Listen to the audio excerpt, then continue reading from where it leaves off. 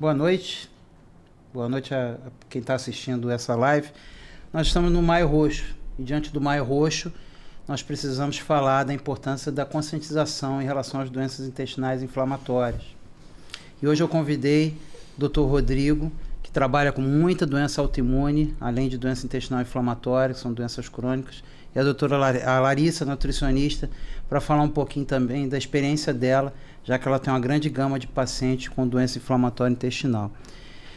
Obrigado pela presença de vocês. A gente vai começar a conversar abertamente, né, e explicar para quem está assistindo em relação às dúvidas, né?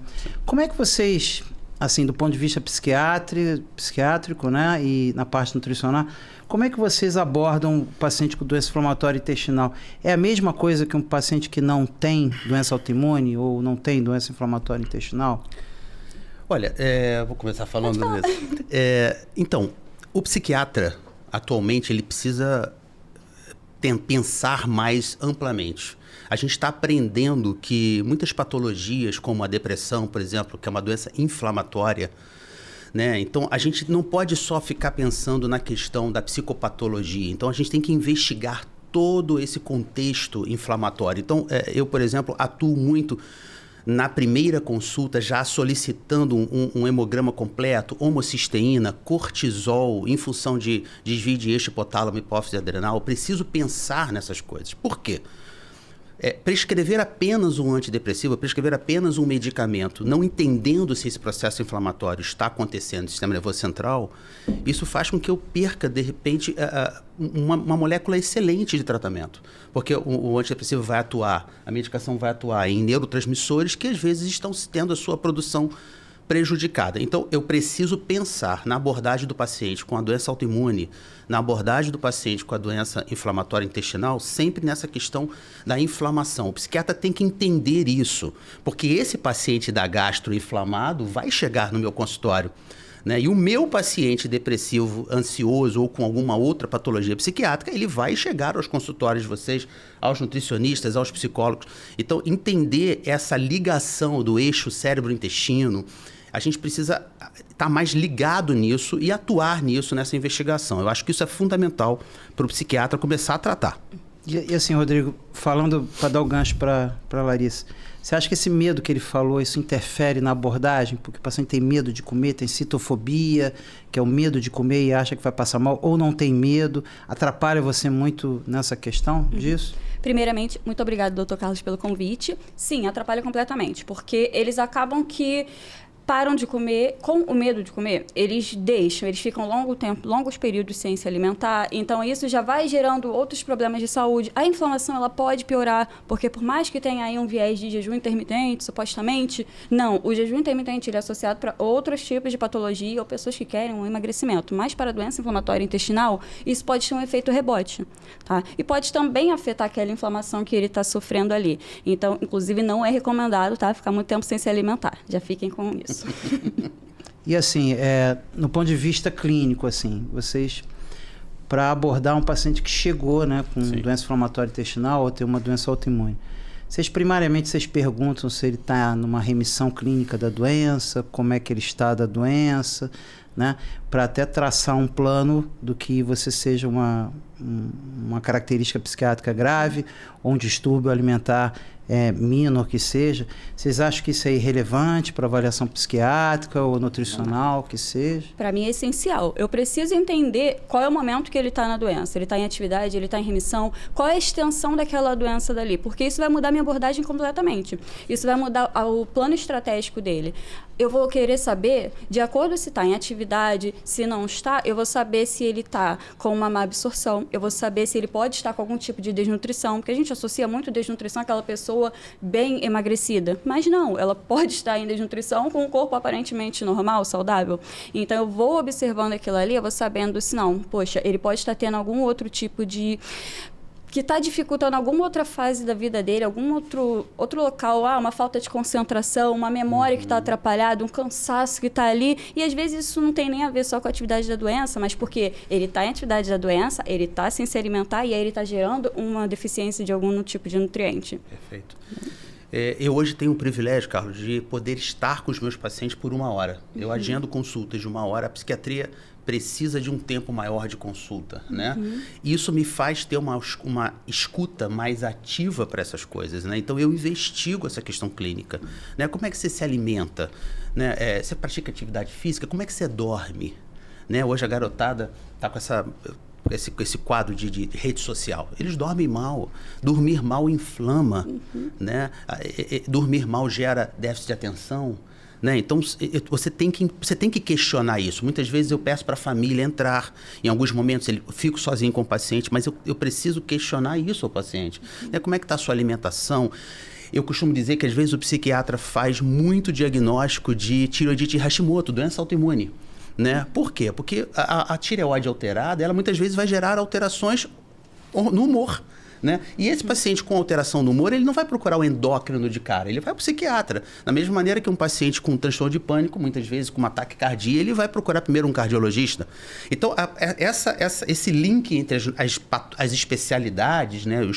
Os nutricionistas, os psicólogos, isso precisa acontecer. Então, a gente tem que ter essa escuta muito focada nisso. Então, eu primeiro pergunto, muitas vezes é um paciente que ainda está se descobrindo inflamado, né, no intestino, ou ainda está se descobrindo com uma doença autoimune. Então, só essa primeira investigação já abre muita porta para eu encaminhar para os colegas certos. Né, e a gente fazer um tratamento mais focado. Juntando isso aí que vocês estavam falando, essa questão da remissão clínica, né? É muito importante, eu acho, para ajudar vocês também a parte nutricional. Sim. Porque quando o paciente está em atividade clínica, ele tem despertar noturno, principalmente retocolite ulcerativa, mas o Crohn também. Isso atrapalha o sono e qualidade de vida diária diurna que a pessoa tem, de trabalho, de estresse, né? Mas assim, quando o paciente não está, por isso que eu perguntei para vocês, quando não está com a doença em remissão, gera uma preocupação muito maior nele e atrapalha qualquer outro tipo de tratamento ou qualquer tipo de atividade que ele está fazendo. Seja social, seja... E a gente sente, e muitas das vezes a gente não manda no primeiro momento psiquiatra, não manda no primeiro momento nutricionista. Só que a gente precisa mudar isso, a gente precisa ser multidisciplinar o tempo todo. Exatamente. E fazer ele entender que eu não estou mandando para você psiquiatra porque você tem um distúrbio psiquiátrico. Eu quero que ele me ajude a me entender. Porque quando a gente fala da parte clínica, eu sempre pergunto isso na primeira consulta, quando o diagnóstico foi feito, você estava passando por algum problema profissional, pessoal, familiar, que seja uma perda de um ente querido, uma separação, começou a estudar e trabalhar, e é tiro e queda. Um olha para o outro, está acompanhado de alguém, ou marido, ou mulher, ou filho, um olha para o outro, papai, ou então vira para a mamãe, né, a mãe mais velha, não precisa falar o que é, mas eles sabem que tem alguma coisa, né, em relação a isso. E aí, muito se fala essa questão da alimentação hoje, de glúten, de lactose, de questão de muito leite, pouco leite, proteína, né, pode comer proteína à vontade, né, que seja. Como é que você vê isso? Primeiro você, Larissa, em relação hoje ao estigma que está hoje, que é a internet, até porque em 2024 a gente descobriu que a nutrição é muito importante na doença inflamatória intestinal. Como é que está a realidade hoje e o que a gente precisa mudar, assim, para o portador e para o médico que trata? Entendeu? Já vem alguns anos, né, associam muito doença inflamatória intestinal ou a própria inflamação a glúten e lactose. Só que no âmbito, né, quando a gente fala de Crohn, retocolite, microcolite, a gente tem que pensar que não existe uma receita de bolo. Eu sempre falo isso para os meus pacientes. A alimentação ela não é uma receita de bolo, porque cada paciente ele vai ter a sua doença específica. E com relação a glúten e lactose, a gente não tem evidências suficientes que façam com que a gente retire eles da alimentação. Então, uma coisa que eu gosto de fazer com os pacientes você tem que observar como que eles vão se portar com relação a esses alimentos. Porque muitos relatam, eu passo mal com glúten, retirei e me senti melhor. Só que quando a gente vai observar isso num recordatório alimentar, né, que a gente vê o que ele estava comendo, eram 5 pães por dia. Então, é claro que ele diminuindo aquilo ali, ele vai ter uma melhora, entendeu? A gente precisa observar dentro de tudo aquilo, existem alimentos que contenham glúten, que façam mal a ele. Às vezes não é o glúten, às vezes era um alimento que estava com muita gordura ali e fez mal, mas associou ao glúten, porque é muito falado. E a lactose é a mesma coisa, sabe? E o problema também da lactose é porque ela é a nossa maior fonte de cálcio que a gente tem. E são pacientes que normalmente estão com algum tipo de deficiência de cálcio, porque toda medicação que a gente toma, toda medicação que é passada, tudo isso acaba afetando o metabolismo do cálcio. Então, quando a gente retira a lactose, você pode vir a ter uma deficiência de cálcio e acaba prejudicando sua vida, porque é toda uma cascata que vai havendo de hipovitaminose, né, que ele vai tendo. Então, não tem contraindicação para retirar isso, a não ser que o paciente tenha um certo desconforto. E é isso que a gente vai observando. Ou tem uma intolerância desconfiada e diagnosticada. Claro, né? uma intolerância à lactose, ou então, eu tenho alergia, alguma coisa do tipo. Aí sim, sensibilidade ao glúten, doença celíaca, aí sim, aí são casos completamente diferentes. Mas se você não tem nenhum motivo. E a gente só precisa observar se aquele alimento te faz mal ou não. Tá? Com relação à proteína, também tem um boom de, vamos tomar proteína, todo mundo. Não é assim. Tem que observar, tem que ir com calma. Primeiro porque você não consegue tomar, muita gente vai lá e come uma porção só, uma grande quantidade de carne, de frango, seja o que for, sendo que o seu corpo não vai conseguir absorver aquilo tudo de uma vez. Então, a gente tem que fracionar aquilo pelo seu dia, até porque, é claro, você precisa de proteína, a gente precisa recuperar essa massa muscular que foi perdida durante a fase ativa, né? E até porque significa um melhor prognóstico para ele, mas se você precisar de um suplemento proteico, tem que avaliar também se tá no momento de colocar aquilo, você tem uma intolerância à lactose ou não, precisa ver qual é o melhor suplemento para você, você está na fase ativa, você não está, você vai tolerar aquilo ali, você está conseguindo comer ou não, porque nem todo mundo precisa, não é necessário para todo mundo, a gente precisa avaliar com muito calma e cuidado com isso, e não sair colocando, né, eu vi na internet, então eu vou consumir, não é assim que funciona. E os processados? Assim.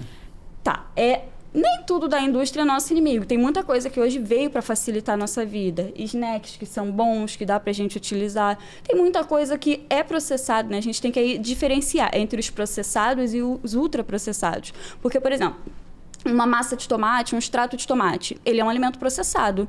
Ele é ruim? Não. Só você olhar um com bons ingredientes, tomate, açúcar, sal ali, ou então se só tiver tomate, perfeito, entendeu? Mas aí vamos diferenciar agora o molho de tomate, que aí normalmente vem tomate, sal, açúcar, amido, conservantes, tudo lá de ruim. Aí é diferente. Os ultraprocessados, eles são ruins, eles podem sim aumentar uma inflamação, eles podem causar uma desbiose intestinal, podem aumentar a permeabilidade intestinal, então fazer com que o seu intestino não fique legal, mas os processados eles podem ser encaixados tranquilamente, até porque para facilitar a nossa vida, porque no mundo ideal, o desembalar menos e descascar mais seria perfeito, né? Só que nem todo mundo consegue isso, hoje em dia está todo mundo numa vida muito corrida.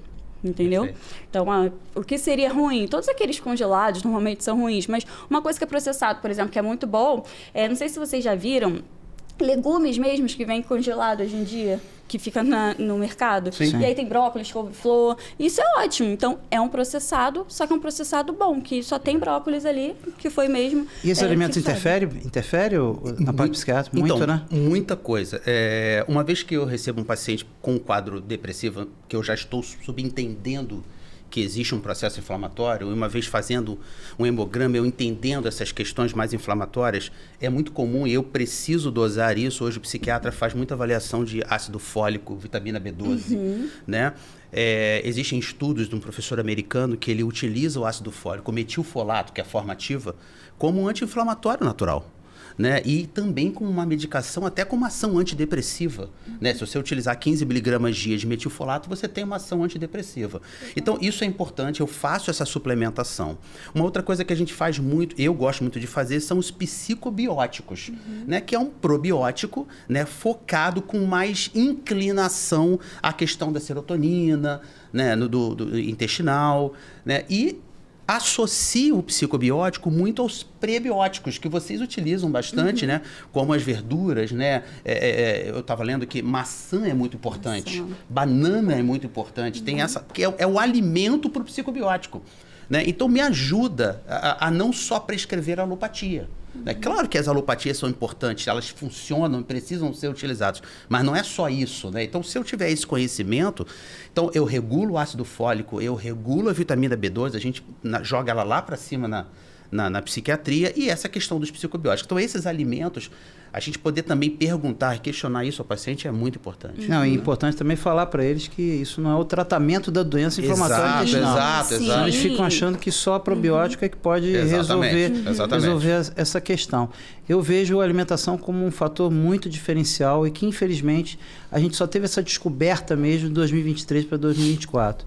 Tem um artigo muito curioso, estatístico, que no Japão, que eles sempre comeram muita coisa cru, né, tipo como coisas saudáveis, com a entrada das redes de fast food no Japão, aumentou o índice de doença inflamatória intestinal.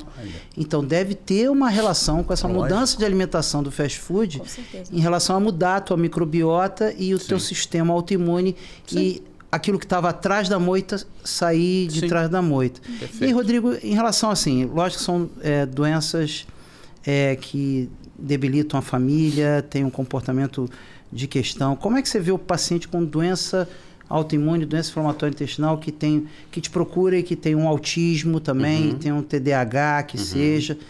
Como é que é o teu comportamento? Você deixa a questão do neurologista, tem uma congruência de repente, verificar se tem alguma coisa a mais nesse diagnóstico? Não, essa associação com a neuro é muito importante, como com a psicologia, é muito importante, né? O TDAH, o transtorno de espectro autista, são transtornos com muitas alterações comportamentais, alimentares. Então, como você falou, Carlos, eu preciso de uma multidisciplinaridade, né? Eu preciso atuar com outras pessoas para que a gente dê um compasso de tratamento melhor. Outra coisa importante é a família, né? Imagina o sacrifício que vocês nutricionistas devem ter. Você prescreve uma dieta, por exemplo, para um autista que a família não segue. Só ele segue. Não vai dar certo. Né? Olha, eu preciso que... Eu falo muito de cafeína para os meus pacientes e de álcool, porque são substâncias inflamatórias do sistema nervoso central.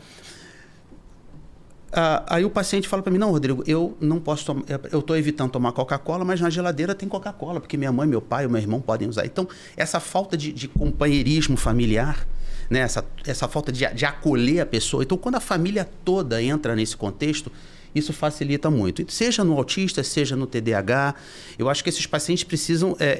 por isso que eu chamo eles para consulta com as famílias, né, eu faço questão que as famílias participem.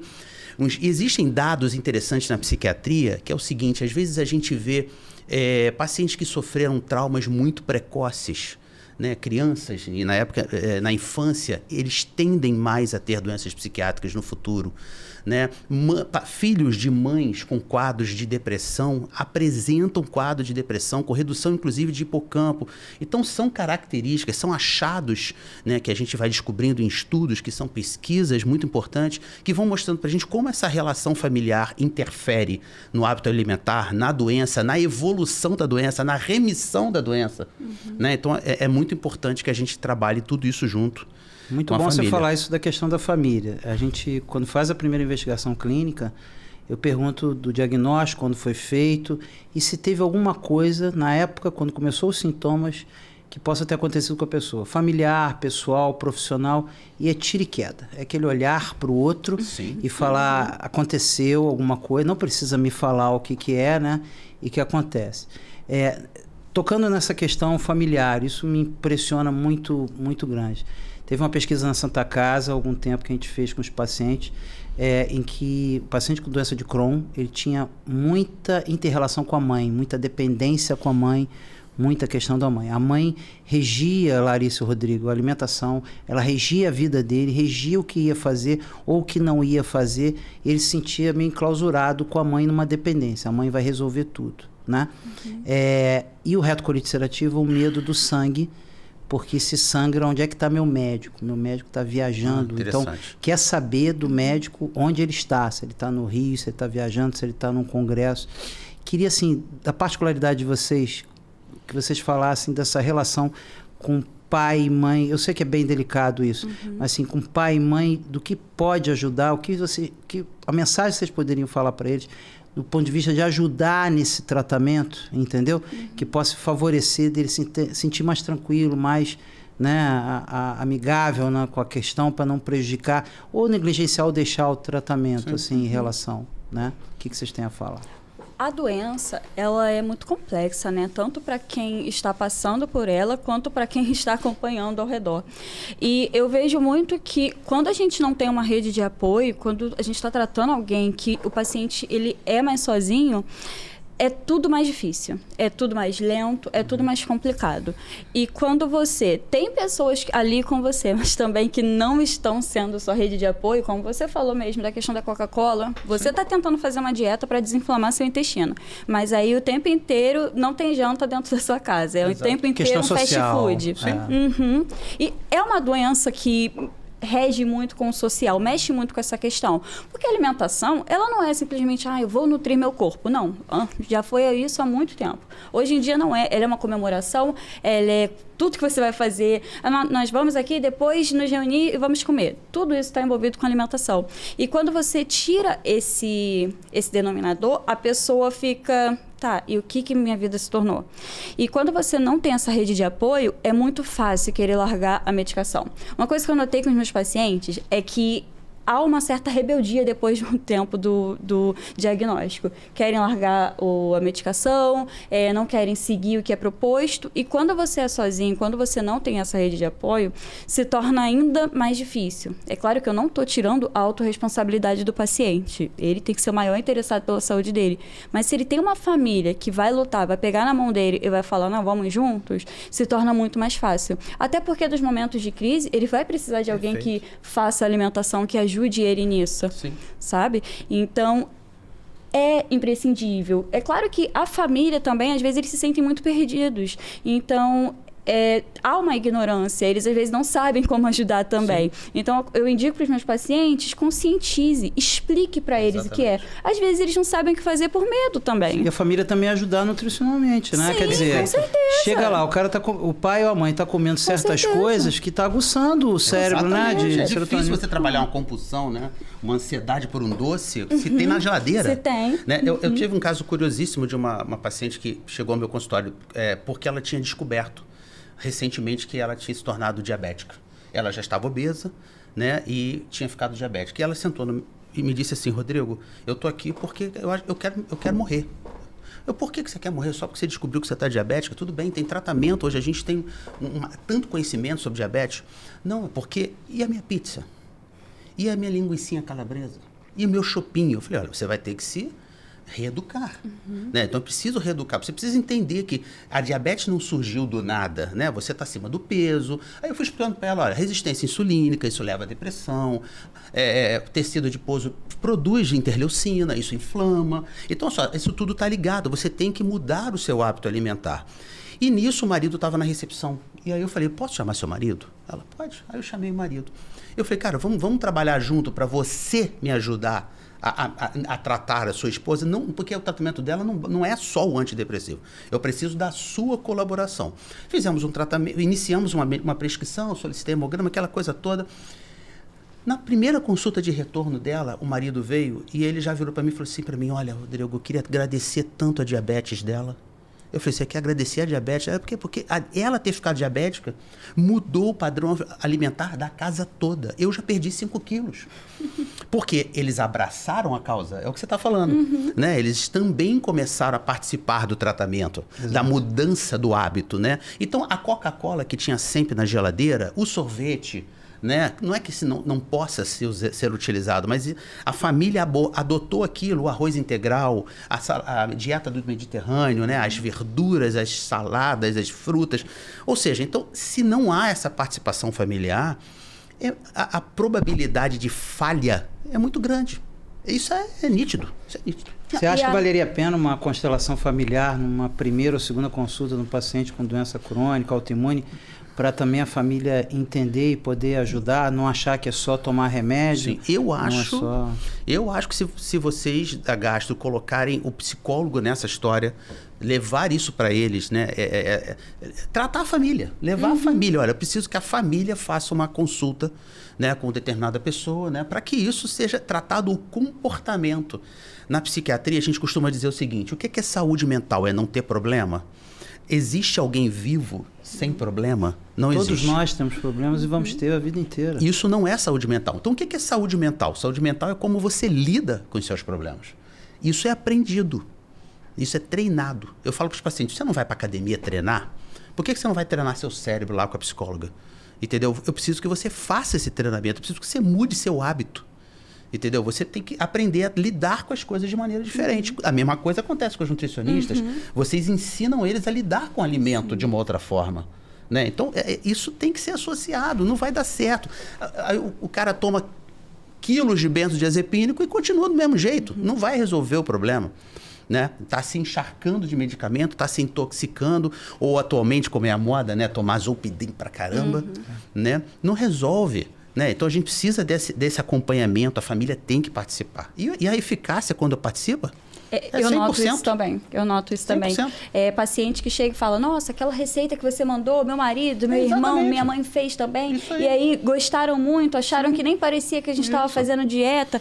Quando a família embarcou junto na alimentação, a pessoa teve uma queda de sintomas muito mais rápidos e um encaminhamento mesmo para remissão muito melhor. É aquela história, você atende um e trata todos. Exato.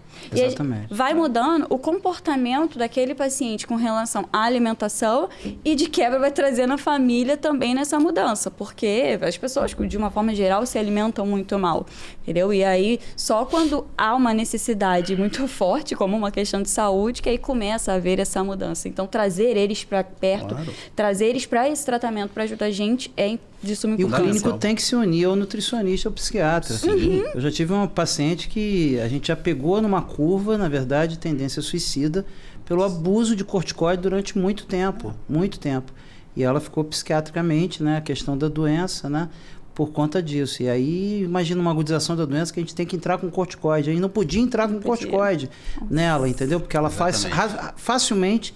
ela tem atitude suicida, atitude agressiva com alguma coisa.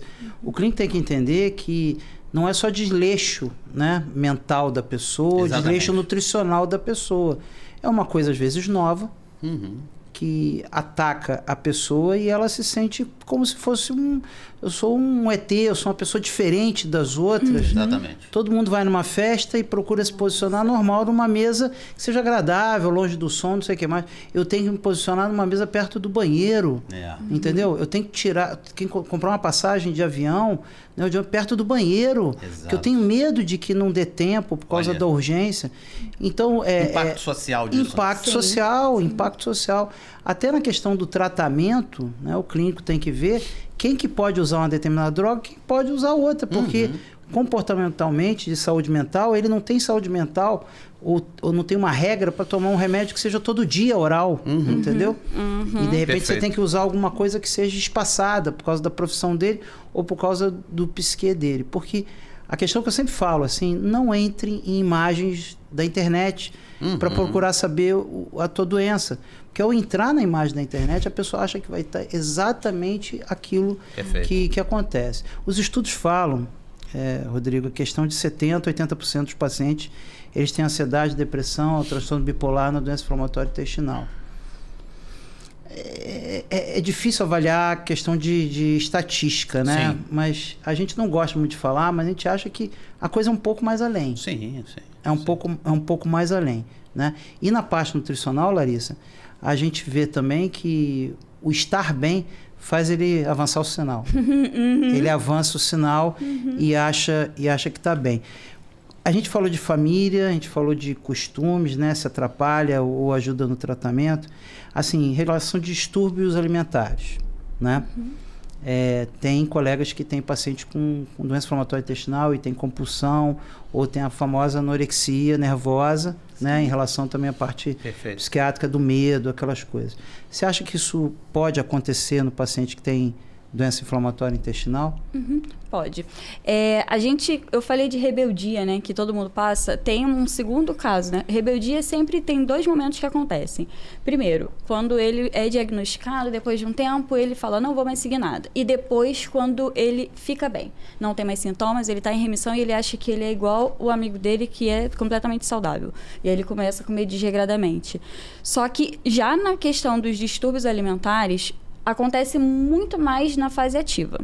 Por quê? Está envolvida, você vai ficar muito tempo sem comer e não é porque você quer, mas é por medo, a gente já falou sobre isso, é um medo muito forte de comer, de ter que correr para ir ao banheiro, de não dar tempo, vergonha, de ter vergonha, de também de sentir dor. Sentir dor é ruim, então acaba associando comer a passar mal. Beber água, alguns pacientes falam sobre isso. Eu bebo água, me dá vontade de ir no banheiro, eu tenho dor. Então, vai diminuindo cada vez mais, cada vez mais. Já tive gente que comia uma vez por dia.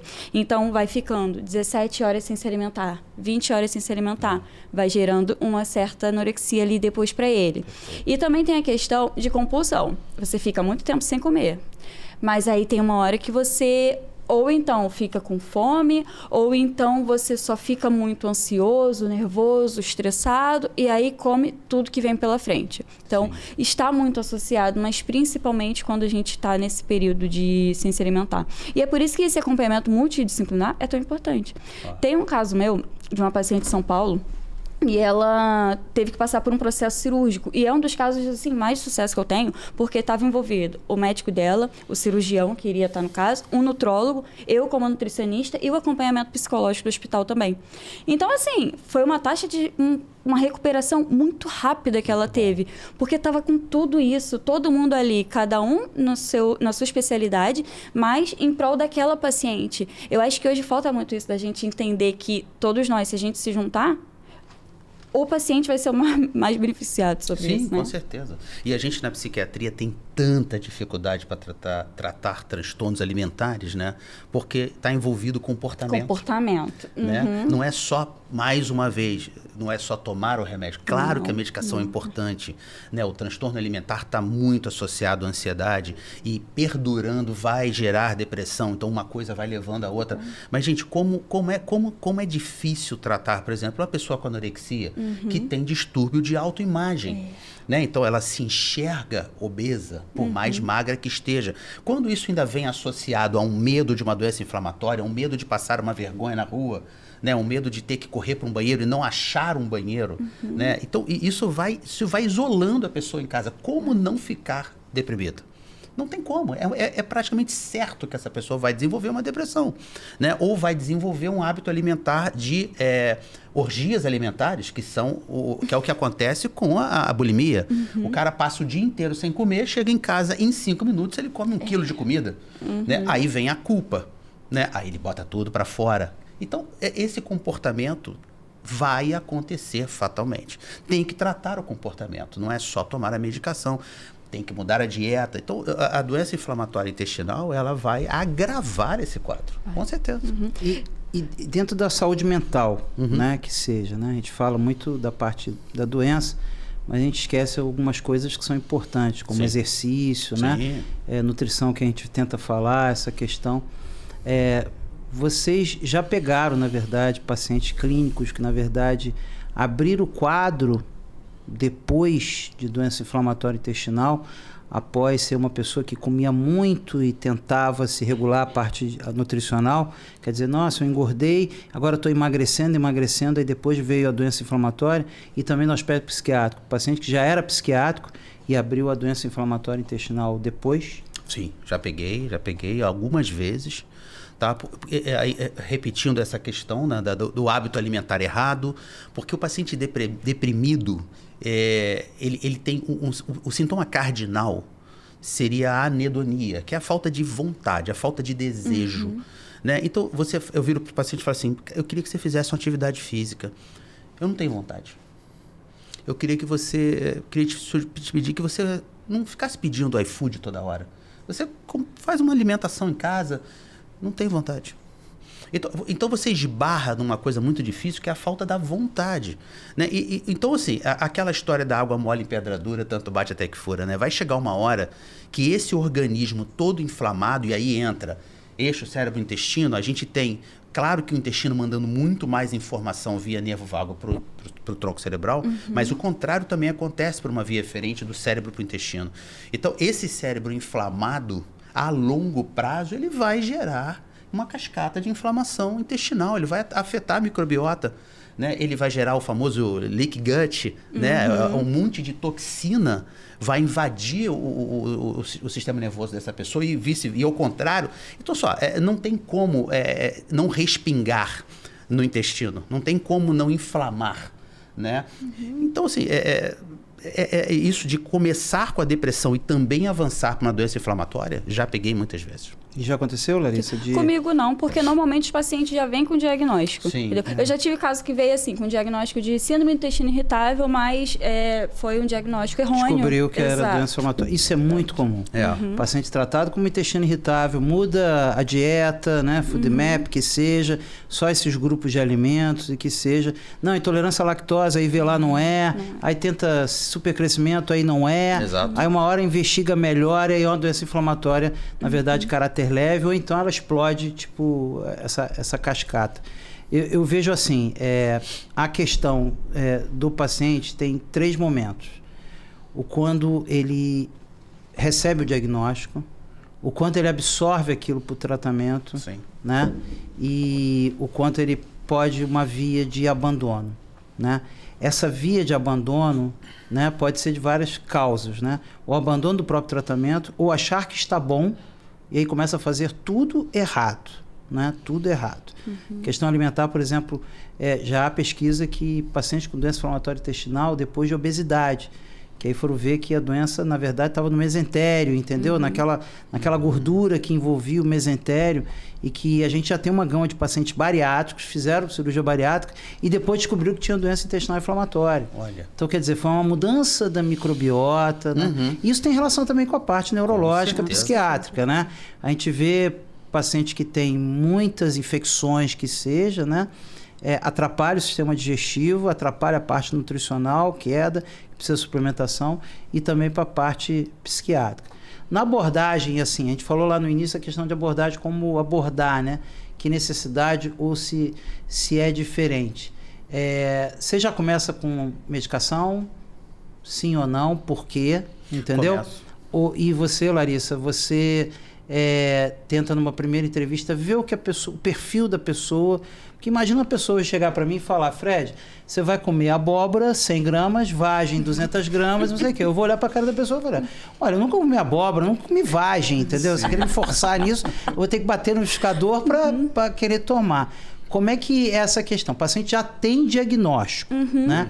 E você tem que ter muito cuidado, porque ele pode se afastar de você, tipo, não quero saber dele, entendeu?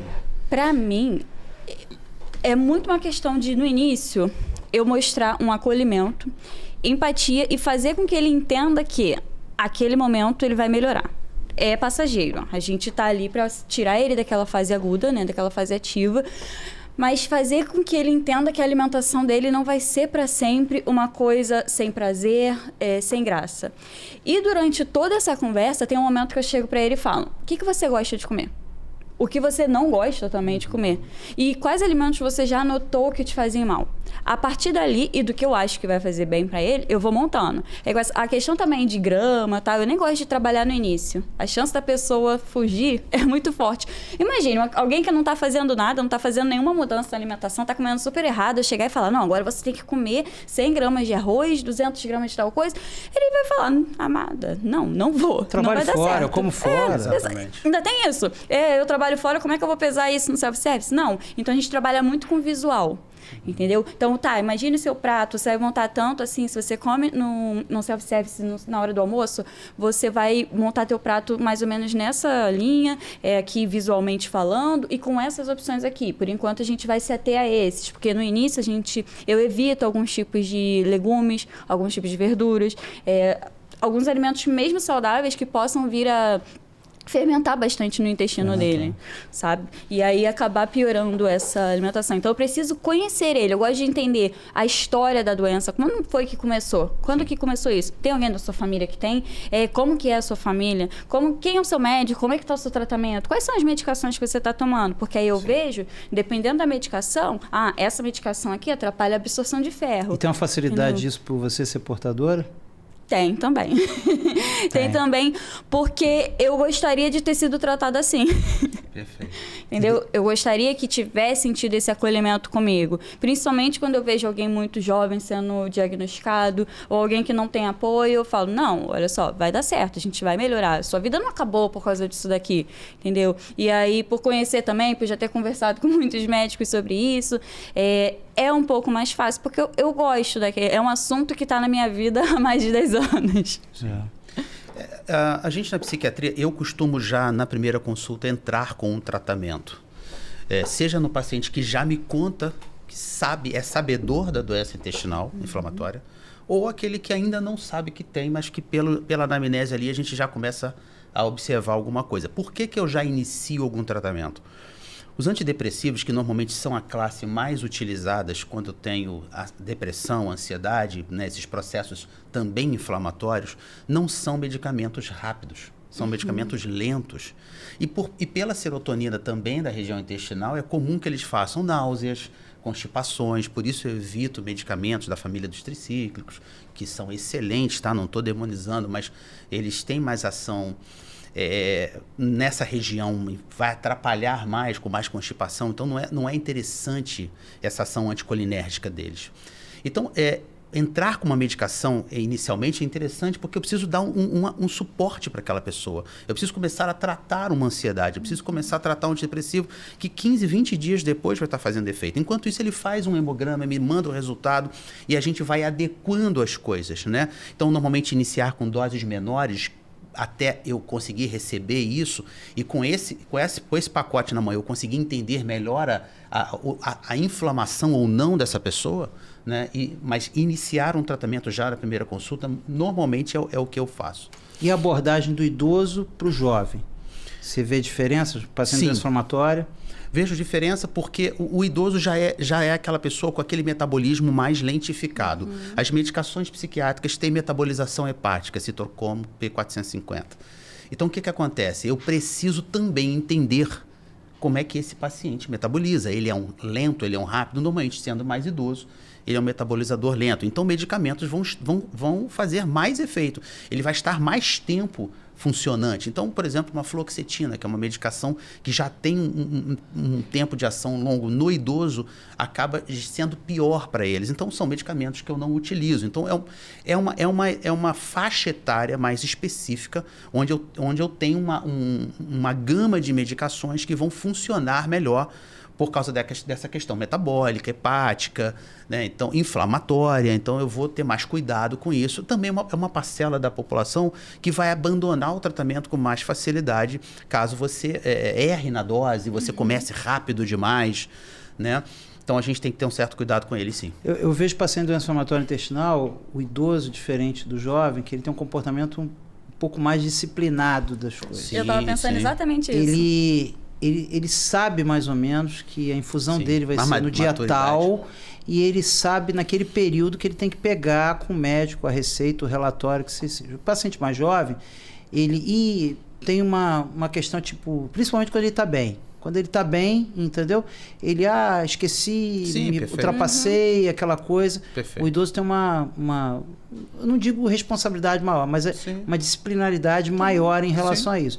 Eu não sei se porque já passou por várias coisas e aí tem uma tendência de ser mais regular naquilo ali. Adere mais, talvez. Adere mais, né?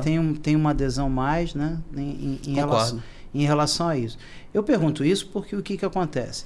Muitas das vezes a pessoa que acontece a doença, jovem, adolescente, com 13, 14 anos, eu falo para a mãe, falo para o pai e falo para ele também, você tem uma doença para a vida toda. Eu tenho que pensar em você com 24 anos, com 34 anos, com 44, 54, entendeu? Porque você pode sim chegar assim essa questão e você precisa entender, sair daquela porta aqui do consultório entendendo as coisas e não negligenciar. Porque aí a pessoa fica sempre com aquele pensamento, né? Não vou poder jogar bola, não vou poder ir em uma festa, não vou poder ir em uma festa de aniversário. E a gente teria várias situações. Eu tenho um paciente que, por exemplo, a vida dele era ser jogador de futebol. E aí, olha o fato como aconteceu. Ele resolve aceitar uma proposta do interior de Santa Catarina, de um clube, e ele vai lá sozinho, ele tem mãe, pai, mas ele resolve ir sozinho, e chegou lá, não era nada daquilo que era. Ele ficou num quarto lá, incubado com mais 3 ou 4, estavam usando ele, né? Não foi nada daquilo que prometido. E o pior, ele não conseguia ir embora de lá, ele estava se sentindo refugiado, porque ele também não tinha dinheiro para voltar. Até que ele conseguiu, tipo, meio que fugir alguma coisa. E por que ele fugiu? Porque ali abriu o quadro da doença inflamatória intestinal. Diarreia. Então, fator psicossomático, daquela pressão de tudo, que seja, isso aconteceu. Perfeito. Ele volta para o município dele no Rio de Janeiro e o sonho dele, diagnosticado, praticamente acabou, né? Sim. Ele virou uma doença de Crohn grave, entendeu? Parte nutricional, ele teve que deixar isso aí e foi fazer educação física. Quer dizer, tudo aquilo que ele queria fazer, na verdade, ele queria mexer com o esporte. Ele foi fazer educação física, que era o sonho dele. Em relação a problemas maiores, né? Você falou na bulimia também, na anorexia, e a gente não falou de tema maior psiquiátrico como o suicídio. Sim. Né? Já teve algum fato assim que chegou assim, porque quando chega nesse fato, né, Rodrigo, a gente se sente tão impotente, né, tão assim, o psiquiatra também deve sentir isso, entendeu? Um paciente com doença crônica, tipo, não tem resultado, não tem cura, eu vou me resolver, porque eu já tive um paciente clinicamente que entrou no suicídio, entendeu? E hoje, com certeza ela estaria melhor, porque era numa época que tinha pouca droga, não tinha coisa. Já aconteceu isso, e contigo também, de provocar isso para não ter mal dessas questões? Eu já tive, infelizmente... É difícil um psiquiatra com... Eu estou com 26 anos já atuando na psiquiatria, nunca ter passado por isso. É a maior emergência nossa. Né? E a gente costuma dizer entre a gente que não é um jogo de pôquer onde você vai blefar e pagar para ver. Não existe isso. Não se paga para ver. Né? Então o paciente ele fala em suicídio, ele começa a comentar o que a gente chama de ideação, ele começa a planejar. A gente já tem que começar a atuar com bastante ênfase nisso, né? A gente tem, por exemplo, por incrível que pareça, o carbonato de lítio é um medicamento que ainda é padrão ouro para isso. Ainda é padrão ouro. Então, ele é importante nessa... E já teve muito preconceito, né? Nossa, muita coisa. Sim, um medicamento que para os dermatologistas não é legal, mexe com pele, tem uma questão renal que você tem que monitorar a função renal, mas é padrão ouro. A gente tem que entender isso. Então, assim, eu gero uma neuroproteção. Eu ajudo esse paciente, né, nesse momento de cortar essa ideação. Ele não é só um tratamento para transtorno bipolar. Mas, então, já aconteceu, infelizmente, um paciente chegar às vias de fato do suicídio justamente por isso. Mas eu acho que nesse caso, especificamente, era uma pessoa que infelizmente, não teve essa rede de suporte que a gente já abordou tanto aqui. Eu acho que o suicídio também tem muito disso, né? Porque o paciente, quando chega para mim, eu obrigatoriamente falo, olha, a partir de agora, eu preciso da sua família aqui. Aí a família vem, né? E uma das alternativas imediatas é a internação. Né? Mas existem preconceitos com as internações. Existem preconceitos, porém, em determinados momentos, é a atitude correta a ser tomada. Você protege o paciente, né? A internação entra como uma proteção. Mas eu costumo trabalhar com a família, vocês conseguem, entre aspas, uma internação domiciliar, vocês conseguem estar com essa pessoa 24 horas, monitorar as medicações, não deixá-lo sozinho. Se tem com a doença inflamatória junto, intestinal, você consegue me ajudar nessa questão comportamental, nessa questão nutricional, a gente pode trabalhar isso junto? Infelizmente, nesse caso não houve essa cooperação. E essa pessoa acabou não vendo alternativa e, de fato, cometeu suicídio. Então, acontece, gente. Acontece. Não é chamar atenção. Tá? O paciente está chamando atenção. Ele quer atenção. Não é isso. Pode acontecer.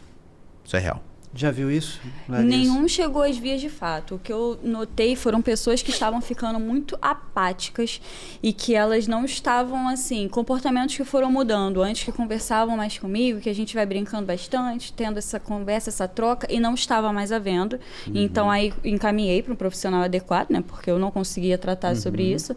Mas que chegasse a vias de fato de suicídio, ainda bem que não. Que bom, que bom. Isso é uma coisa que implica, e assim, o médico clínico ele tem que começar a observar melhor. não achar que é passar o remédio, ou passar a receita, o relatório, os pedidos de exame, mas assim, observar comportamento da questão de entrar no consultório, ou deixar de vir ao consultório. Por que você deixou? Logicamente, aconteceu alguma coisa. Sim. Pode ter perdido o plano, ou estar com outro profissional, alguma coisa, mas muitas das vezes é se deixar de lado a questão da doença. A gente sabe que doença crônica, muito acontece isso, né? Hipertensão, diabetes, muita questão. Mas como é uma doença que, na grande maioria das vezes, dá diarreia, né? Dor abdominal, a gente se vê monitorando aquilo. Vocês veem também na parte de vocês assim, não, eu tive uma crise, mas eu sei monitorar. Fui lá e tomei meu corticoide, fui lá e tomei meu remédio, não preciso da ajuda do senhor, eu vou levando a vida. Esse comportamento, né? De não querer incomodar está acontecendo, ou o contrário, eles estão chamando vocês, eles estão exigindo vocês, porque eu vou entrar no outro tópico para a gente terminar aqui. O que vocês acham? Olha, acomodativo de o tempo todo, né, essa questão. Se eu entendi a sua pergunta, se esse paciente ele me reporta isso? E se ele procura mais vezes, Sim. ou com dúvidas, ou eu não tenho isso. Sim. Olha, reporta, eu trabalho, hoje eu tenho uma clientela, um consultório particular, eu trabalho oferecendo meu telefone para os pacientes. Eu trabalho com eles tendo acesso ao meu telefone, meu WhatsApp. Então eu tenho muita troca por ali, que eu preciso ter. Né? Isso daí é uma ferramenta de trabalho. Né? E como o que chega muito no psiquiatra da doença inflamatória intestinal é o isolamento. Né? É o isolamento. Essa queixa para mim é contínua. Tá? E aí a gente vai falando de transtornos de ansiedade social, a gente vai falando de fobias, a gente vai falando de uma série de coisas. É uma cascata. Tá? Ele vai se isolando cada vez mais, ele não se relaciona. Né? É tipo um paciente com psoríase, como dificulta o relacionamento, né? Ele é a mesma coisa, ele vai se trancando em casa. E aí, com quem que ele fala? Com psicóloga, comigo, com psiquiatra, né? Então, essa queixa surge bastante pra gente. Surge muito. E aí a gente vai tentando associar, ajustar a medicação. A minha medicação é para especificamente a questão inflamatória intestinal? Não. É para diminuir o impacto no sistema nervoso central. Eu quero que ele sofra menos com isso. Eu quero que ele fique menos ansioso, que ele fique menos depressivo, que ele consiga sair seguindo as orientações da nutricionista, do gastro, que ele possa voltar a ter vida. Né? Então, a gente entra muito nesse aspecto na psiquiatria quando a gente fala desse tipo de situação que você falou. Você vê isso também, Larissa? Mesmo se colocando ali como, eu vou estar aqui para te ajudar, eu vou estar presente, ainda tem. Sim. Uma grande parcela deles, eu não quero incomodar, não quero atrapalhar, não quero falar tal coisa, só que eu sempre tento tirar, além de, olha só, eu tô aqui pra te ajudar, mas também tirar essa de, olha, você não pode ficar se automedicando, fazendo essas coisas, vai. Ou você fala comigo com relação à alimentação, você, com alguns sintomas, você vai falar com o seu médico. Você tem que falar com eles. Mas eu não tenho contato. Não, então você procure saber, você tem que ter alguma forma de entrar em contato com essa pessoa que tá tratando você. Porque tem algumas coisas que eu consigo até ajudar, de alguns sintomas, a gente consegue mediar algumas coisas, mas tem coisas que até fica além da minha alçada. Porque eles têm muito medo da coisa. Eles não vão até emergência. A gente falou de medo no início, eles não vão até emergência porque o relato é o mesmo. Eu vou lá, eu tenho medo de ir lá porque não conhece a minha doença, tem um olhar de lado, tipo, eu não sei o que eu vou fazer para você, eu não sei que remédio eu vou fazer. Então, doutor, eu estou perdendo meu tempo lá. Esse é um relato muito grande. É a mesma coisa para psiquiátrica e nutricional. Olha, eu estou usando essa parte nutricional aqui. Olha, eu não conheço nada disso. Eu não sei o que faz mal, o que faz bem, ou o que pode. Ou você está usando esse medicamento aqui psiquiátrico. Eu não sei se é isso que está dando revertério, se está dando rebote. Isso é psicoeducação que a gente faz no consultório, precisa ser feito. Eu preciso explicar para esse paciente, olha, você vai utilizar uma medicação que vai fazer efeito 15, 20 dias depois, ele tem que sair dali sabendo disso. Porque a ansiedade dele vai fazer ele me ligar no dia seguinte, olha, não fez diferença nenhuma. Eu falei, é isso aí. Outra coisa é a sintomatologia, o efeito colateral. Né? Então, você já tinha diarreia antes ou a sua diarreia está acontecendo agora porque você introduziu um medicamento novo? Então, a gente precisa entender isso. E se acontecer por causa da medicação, eu normalmente trabalho assim, me dá mais uns diazinhos, Vamos fazer o seguinte, reduz a dose. Então, ao invés de você fazer um comprimido, vamos fazer uma coisinha off-label aqui. Faz metade de um comprimido. Eu preciso dar suporte psicológico para que ele também, muitas vezes, passe por esses primeiros 15 dias e tolere a medicação. Porque senão eu perco todos os remédios, né? Às vezes, eu vou trocar de medicação sem dose efetiva e sem tempo efetivo de tratamento. Então, essa troca e essas questões são muito comuns na psiquiatria, né? Porque o antidepressivo, ele funciona dessa forma. É diferente de você prescrever um benzodiazepínico que o cara sente efeito em 10 minutos. Né? Então, eu preciso que ele me reporte isso. Quando eu prescrevo canabidiol, por exemplo, para tratamento com ação anti-inflamatória, ansiolítica, eu peço para ele, olha, uma vez por semana, você está começando o canabidiol numa segunda-feira? Quero que você me relate, Segunda né? que vem eu quero um relato seu. Exato. Eu preciso de uma semana de relato para eu entender qual é a sua dose, como é que são os seus receptores, você recebe bem, tá funcionando para você, a dose tá aquém, tá demais. Eu preciso entender isso, então eu preciso que ele dê esse retorno para mim, né? Para a gente poder trabalhar para aquele perfil de organismo. É muito individual isso, né? Você mostrou numa aula sua, ele mostrou uma coisa muito interessante, eu fiquei muito alarmado. Síndrome do texto vazio, né? Exato. É isso Texto mesmo. fantasma. Texto fantasma. Isso muitas das vezes acontece, aquela coisa da mensagem e ela não respondida, e até eu falei para você, ela é apagada de repente. Exato. Porque você não respondeu em 10 minutos. Isso é do mundo moderno, isso é comportamento psiquiátrico de todos. A gente tem que se acostumar com isso. Perfeito. Em relação a isso. É um comportamento moderno, é como eu comentei lá, né? A gente chama isso de cybercomportamentos, tá? Porque estão ligados às telas, às redes sociais, a esse abuso das telas. Não é que nós estamos com celulares e utilizamos eles, isso é fundamental, né? É difícil, minha agenda está toda aqui, né? Mas tem que ter um limite. Né? Então a gente sabe que, por exemplo, a rede social, até determinadas horas da madrugada, da noite, gera uma descarga muito violenta de dopamina. Isso vai empurrar o sono do cara para frente. Ele não vai dormir bem. Isso inflama? Isso inflama? Isso inflama. Queria que você falasse mais de uma vez. Isso inflama. Isso inflama, porque aí vem a pergunta: não dormir inflama? Claro. E não dormir engorda? Claro. Sim. Né? Atrapalha ganho de massa muscular. Exatamente. Também. Ó, rapidamente, só para a gente lembrar, grelina, né? Hormônio produzido no estômago que atua no hipocampo. Se você dorme tarde, você vai empurrando o seu hábito alimentar madrugada dentro. Você produz mais grelina, você tem mais fome de carboidrato. Né? Você produz menos leptina, que é o hormônio que dá saciedade. Então não tem saciedade. Você vai inflamando. Claro que isso está associado. Então é dopamina em excesso. Bloqueio de melatonina por causa da luz do telefone, então empurra isso para dentro, a madrugada dentro, o sono. Esse cara não dorme, ele inflama com mais facilidade, ele de manhã não funciona, e aí ele vem pedir para tomar psicoestimulante, porque ele quer resolver, ele quer enxugar gelo. Falar com o nosso paciente que dormir bem também vai ajudar no processo da doença autoimune é uma boa, então é fundamental. Dormir é fundamental. E a comida da noite também tem influência nisso, Larissa? Tem, completamente. O mais indicado, comer até no máximo 2 horas antes de dormir. Tá? Porque você já tem um impacto ali no seu intestino. O seu intestino já é ruim. Então, você precisa diminuir aquele impacto. Diminuir tudo para não prejudicar o seu sono. Porque a gente já falou, o sono é interrompido, pode ter toda essa questão do despertar noturno. Então, você tem que tomar cuidado. Já sabe que tua digestão não é muito boa ali, principalmente à noite. Então, você vai evitar comer coisas muito pesadas ali à noite. A gente não está entrando, carboidrato faz mal à noite. A gente não está falando disso. A gente está falando mesmo de hábitos. Cada paciente ele vai reagir de uma forma. Então, a gente tem que observar se a sua digestão à noite é pior ou melhor. Já tive gente que comer cebola à noite era ruim, mas durante o dia não tinha problema nenhum, entendeu? Certo. Perfeito. A gente está terminando aqui, né? O bate-papo está muito bom, porque isso é sempre interessante, principalmente para o clínico também, porque ele não vivencia essas questões, ele tem curiosidade para saber um outro lado que, na verdade, a gente não é passado, né? Essas questões.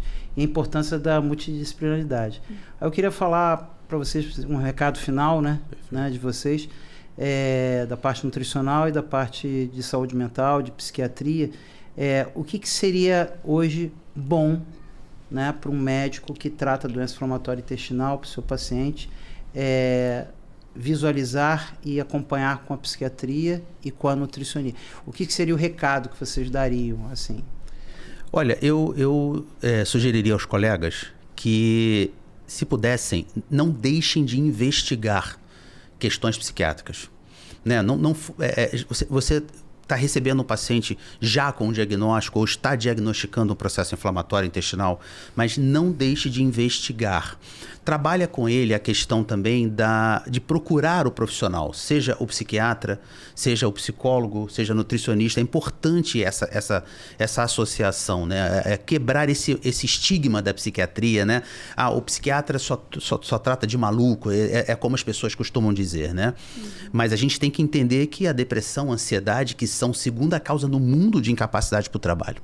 Isso é fundamental. Então, não pode deixar de investigar. Eu queria pedir que não deixem de investigar. Isso é muito importante. Larissa. Levar a alimentação a sério. Entender que ela pode sim afetar, tanto na fase ativa quanto na fase de remissão, piorar todo o ganho de massa muscular, má absorção, deficiência de vitaminas. Não achar que, não vai interferir em nada, é só você tomar essa medicação, agora você pode comer o que você quiser. Não, só levem a alimentação a sério e entendam que é de suma importância para a saúde nutricional, o estado nutricional e um bom prognóstico daquele paciente. Perfeito. Tá certo, muito bom o papo, queria encerrar esse encontro da gente. Dia 19 agora de maio é o dia de conscientização da doença inflamatória intestinal, né? E que a gente procure conscientizar e fazer que as pessoas enxerguem mais esse tipo de paciente que está rolando por aí. Perfeito. Obrigado, gente. Obrigado. Obrigada.